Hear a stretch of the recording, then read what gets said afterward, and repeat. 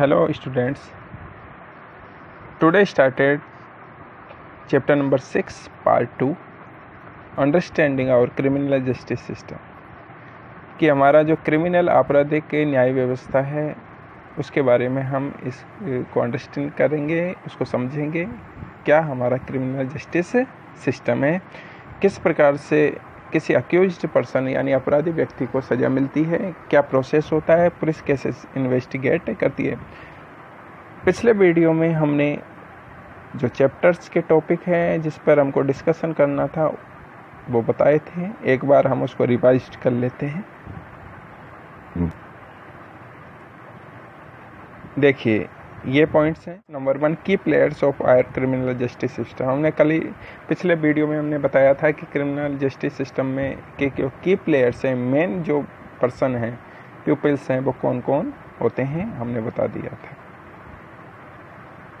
आज का जो डिस्कशन का पॉइंट है वो है what is the role of the police in investigating a crime, कि किसी अपराध की जांच में पुलिस का क्या भूमिका होती है, पुलिस की क्या भूमिका होती है, पुलिस किस प्रकार से किसी क्राइम को इन्वेस्टिगेट करती है, उसके बारे में हम आज डिस्कशन करेंगे कि क्राइम का इन्वेस्टिगेशन पुलिस के द्वारा किस प्रकार से किया जाता है।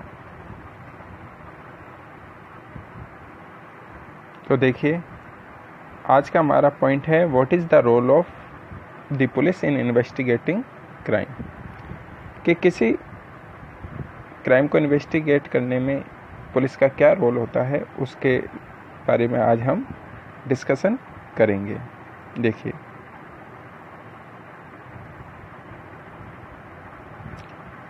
इससे पहले हमने आपको बताया था क्रिमिनल जस्टिस सिस्टम के कौन कौन से की प्लेयर्स होते हैं, जैसे पुलिस है, पब्लिक प्रोसिक्यूटर जो सरकारी वकील होता है, द डिफेंस लॉयर जो अपराधी अक्यूज पर्सन की ओर से होता है, उसके डिफेंस में जो आर्ग्यू करता है, आर्गुमेंट करता है, और जज। ये 4 हैं प्लेयर जो किसी क्रिमिनल जस्टिस सिस्टम में मेन रोल अदा करते हैं। कि पुलिस किसी अपराधी को पकड़ता है, सरकारी वकील उसको सज़ा दिलाने की बात करता है, डिफेंस लॉयर उसे सज़ा माफ़ कराने की बात करता है, और जज उसको सज़ा देता है और सज़ा से फ्री करता है, मुक्त करता है। ये हमने पिछले वीडियो में बताया था कि ये 4 की प्लेयर्स होते हैं। आज का हमारा मेन डिस्कशन का पॉइंट है पुलिस के द्वारा कैसे क्राइम को इन्वेस्टिगेट किया जाता है।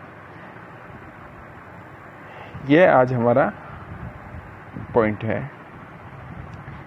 इस पॉइंट को हम एक स्लाइड के आधार पर पढ़ेंगे, जिससे हम इसके इम्पोर्टेंट पॉइंट्स को ही डिस्कस करेंगे कि क्या इसका प्रोसेस है।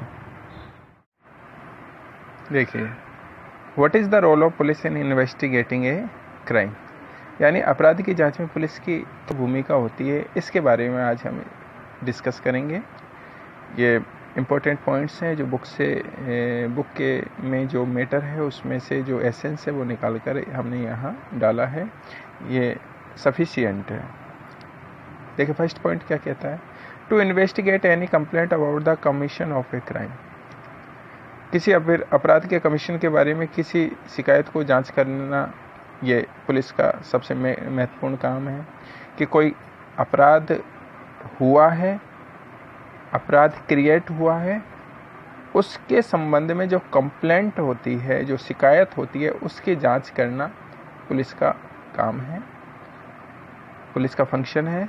वो इन्वेस्टिगेट करेगी उस जगह पे जाके जहां क्राइम हुआ है, और वो देखेगी कि वास्तव में ये सही हुआ है या नहीं हुआ।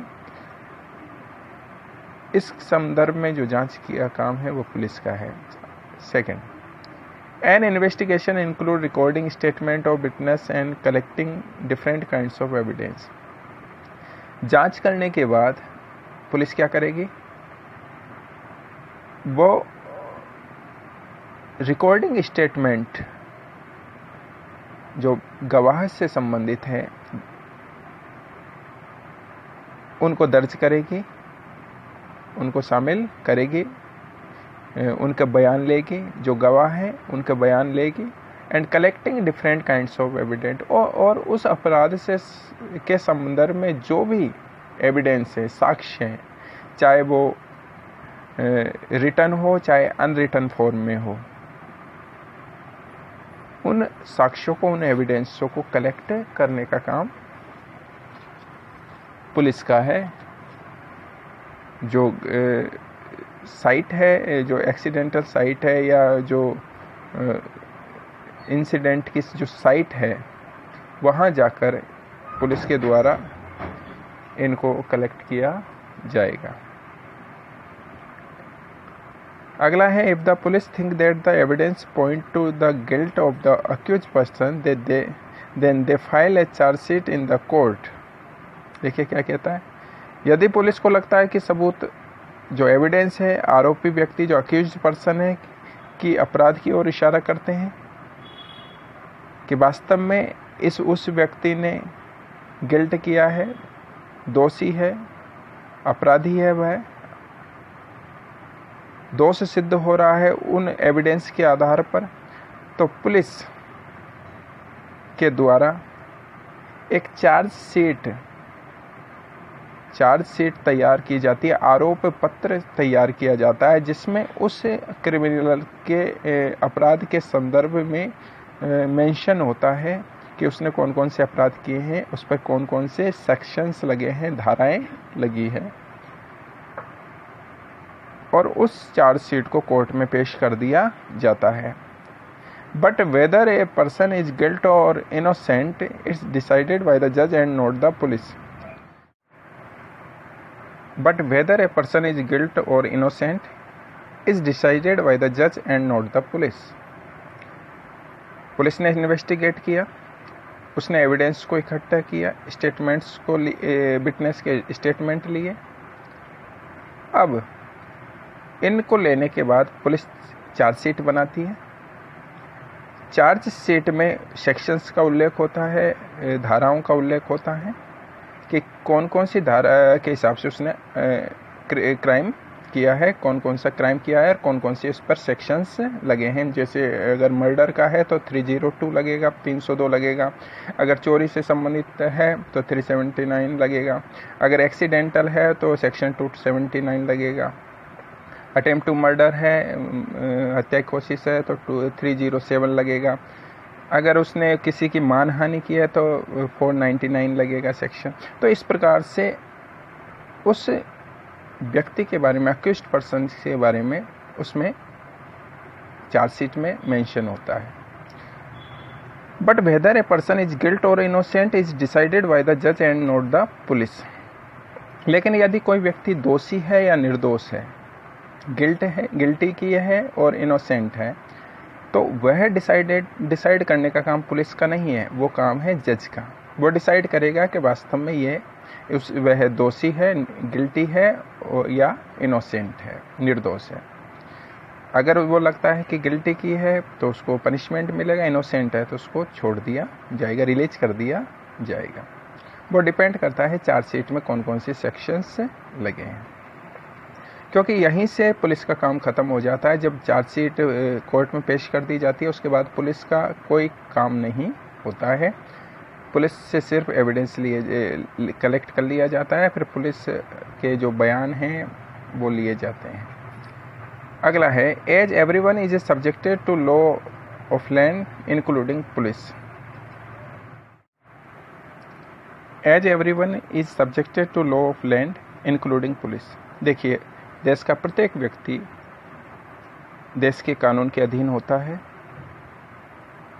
उसके सब्जेक्ट से रिलेटेड होता है। देश का कानून हर व्यक्ति पर समान रूप से लागू होता है, इंक्लूडिंग पुलिस, यानी उसमें पुलिस भी शामिल है। अगर पुलिस कोई गड़बड़ करेगी तो उसको भी पनिशमेंट मिलेगा। Therefore, police investigate always have to be conducted in accordance with the law and with full respect for human rights. देखिए क्या कहता है, क्योंकि लॉ ऑफ लैंड के अंतर्गत एवरीवन आते हैं, उसमें पुलिस भी आती है, इसलिए police investigate always have to be conducted in accordance with law. Police जांच हमेशा कानून के अनुसार करती है। कानून के अनुसार उनको करना पड़ता है, and with full respect for human right, और जो ह्यूमन राइट से मानव अधिकार है उनका सम्मान करना पड़ता है। यानी पुलिस इन्वेस्टिगेशन में कानून का पालन करने के साथ साथ ह्यूमन राइट्स वायलेंट ना हो, ह्यूमन राइट्स का वायलेशन ना हो, उसका भी पुलिस को ध्यान रखना पड़ता है। क्योंकि कभी कभी क्या होता है कि पुलिस के द्वारा इस प्रकार से कार्य कर दिया जाता है जिससे ह्यूमन राइट वायलेशन हो जाता है। जैसे किसी बंदी व्यक्ति अक्यूज पर्सन को पुलिस थाने में पीट देना, तो वो ह्यूमन राइट का वायलेशन हो जाता है। ऐसे कार्य प्रोहिबिटेड है पुलिस के लिए। अगला है article 22 of the constitution. Bharat का संविधान का आर्टिकल 22 क्या कहता है? उसमें अक्यूज पर्सन के लिए कुछ राइट्स दिए गए हैं। And criminal law guarantee to every arrested person the following fundamental rights. देखिए आर्टिकल 22 भारतीय संविधान का आर्टिकल 22 जो आपको पता है फंडामेंटल राइट्स के अंतर्गत आता है, आर्टिकल 12 से 35 के अंतर्गत। और क्रिमिनल लॉ और जो आपराधिक कानून है वो प्रत्येक अरेस्टेड गिरफ्तार व्यक्ति को कुछ गारंटी देता है, कुछ राइट्स से देता है। वो कौन कौन से राइट्स हैं, वो कौन कौन सी गारंटीज हैं? देखिए, the right to be informed at the time of arrested of the offence for which the person is being arrested, कि जिस व्यक्ति को गिरफ्तार किया जा रहा है उसे, जिस व्यक्ति को गिरफ्तार किया गया है उसे the right to be informed at the time of arrest, उसको उस अपराध के बारे में सूचना देने का अधिकार है कि उसने कौन सा अपराध किया है और किसके लिए उसको गिरफ्तार किया जा रहा है। यानी उसको उसके अपराध के बारे में बताना जरूरी है कि आपको इस अपराध के बारे में गिरफ्तार किया जा रहा है। जैसा भी उसने ऑफेंस किया है उसकी इंफॉर्मेशन उसको देना जरूरी है। किसके द्वारा? पुलिस के द्वारा। The right not to be ill treated और tortured during arrest on in custody. देखिए क्या कहा, पुलिस हिरासत में the right not to be ill treated और टॉर्चर्ड ड्यूरिंग अरेस्ट और इन कस्टडी। पुलिस हिरासत में जो भी व्यक्ति है, जो अक्यूज्ड पर्सन है, उसको यातना देना, टॉर्चर करना या किसी भी प्रकार से उसे परेशान करना प्रोहिबिटेड है। उसको इस प्रकार से टॉर्चर नहीं किया जा सकता अरेस्टेड व्यक्ति को जो कस्टडी में है। जो पुलिस कस्टडी में है या अरेस्ट है उस व्यक्ति के साथ पुलिस द्वारा टॉर्चर नहीं किया जा सकता, अदरवाइज ह्यूमन राइट्स वायलेशन माना जाता है। अगला है confession made in police custody cannot be used as the evidence against the accused. देखिए, जैसे किसी व्यक्ति को कस्टडी में लिया गया, अब उसके बयान होंगे कि क्या उसने अपराध किया है या नहीं किया गया। पुलिस के द्वारा हमेशा ये कोशिश की जाती है कि जो व्यक्ति गिरफ्तार किया गया है, जो अरेस्ट किया गया है, वह अपना जो ऑफेंस है उसको एक्सेप्ट कर ले, अपने क्राइम को एक्सेप्ट कर ले, अपराध को एक्सेप्ट कर ले कि उसी ने अपराध किया है और पुलिस का काम खत्म हो जाए। इसलिए कोर्ट ने एक सिस्टम बनाया है कि जो पुलिस कस्टडी में जो कन्फेशन होता है वो कभी भी एविडेंस के रूप में नहीं लिया जा सकता है। वो 100% राइट नहीं होता है। वो जोर ज़बरदस्ती से लिए गए कन्फेशन होते हैं, कन्फेस कराया जाता है अपराध के लिए कस्टडी में अक्यूज्ड पर्सन से, अरेस्ट व्यक्ति से। इसलिए उसको कभी भी एविडेंस के रूप में इतना ज़्यादा स्वीकार नहीं किया जाता है। देखिए क्या लिखा है, confession made the police custody cannot be used as evidence against the accused. Police हिरासत में किए गए बयानों को आरोपी के खिलाफ सबूत के रूप में इस्तेमाल नहीं किया जा सकता है। मान लीजिए पुलिस कस्टडी में अरेस्टेड व्यक्ति ने कहा कि मैंने ही जुर्म किया है और कोर्ट में उसने मना कर दिया, तो यह नहीं कहा जा सकता है कि उसने पुलिस थाने में अपने जुर्म को कन्फेशन किया है इसलिए उसको सज़ा दी जाए, क्योंकि वो प्रेशर में लिया गया डिसीजन होता है अक्यूज्ड पर्सन के द्वारा, इसलिए उसको एविडेंस में नहीं लिया जाता है। अगला देखिए, A boy under 15 years of age and woman cannot be called to the police station only for questioning। क्या कहा है कि जो 15 साल से कम उम्र के लड़के हैं एंड वुमेन हैं और महिलाएं हैं, cannot be called to the police station only for questioning,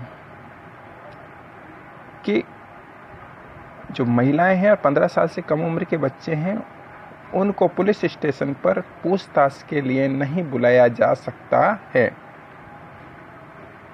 एक सबसे इम्पोर्टेंट बात है कि वुमेन्स और 15 इयर्स ऑफ एज से अंडर में जो बच्चे आते हैं उनको क्वेश्चनिंग के लिए, पूछताछ के लिए कभी भी थाने में नहीं बुलाया जाता है, क्योंकि ये उसके फंडामेंटल राइट्स हैं।